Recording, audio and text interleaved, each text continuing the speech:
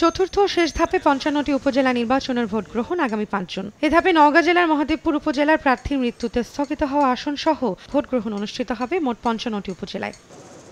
মঙ্গলবার বিকেলে রাজধানীর আগারগাঁওয়ে নির্বাচন ভবনে প্রধান নির্বাচন কমিশনার কাজী হাবিবুল আওয়ালের সভাপতিত্বে কমিশনার ৩২তম সভা শেষে ইসি সচিব জাহাঙ্গীর আলম এ তফসিল ঘোষণা করেন। মনোনয়নপত্র দাখিলের শেষ তারিখ ৭ মে ২০২৪। রিটার্নিং অফিসার কর্তৃক মনোনয়নপত্র বাছাইয়ের তারিখ ৯ মে। মনোনয়নপত্র বাছাইয়ের বিরুদ্ধে আপিল দায়ের ১০ থেকে ১৪ মে। আপিল নিষ্পত্তি ১৫ মে। প্রার্থিতা প্রত্যাহারের শেষ তারিখ ১৬ মে।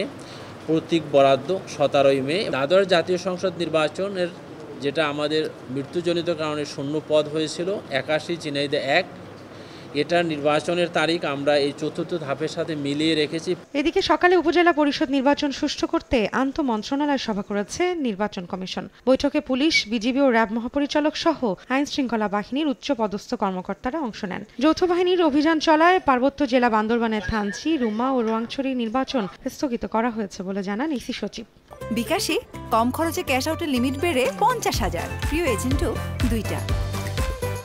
পার্বত্য জেলা বান্দরবানের ৩টি উপজেলাতে, বিশেষ করে থানচি, রুমা এবং রোয়াংছড়িতে আমাদের কম্বাইন্ড অপারেশন অর্থাৎ যৌথ বাহিনীর অপারেশন চলমান রয়েছে। তাই আপাতত এই 3টি উপজেলা নির্বাচন স্থগিত করা হয়েছে, যেটা আমরা পরবর্তীতে সুবিধা সময় আমরা আয়োজন করতে চেষ্টা করব। প্রথম ধাপে উপজেলা নির্বাচনে ৭ চেয়ারম্যান, ৯ ভাইস চেয়ারম্যান, ১০ মহিলা ভাইস চেয়ারম্যান সহ বিনা প্রতিদ্বন্দ্বিতায় নির্বাচিত হয়েছেন ২৫ জন। রৌনক নিয়ন্তা, সময় সংবাদ, ঢাকা।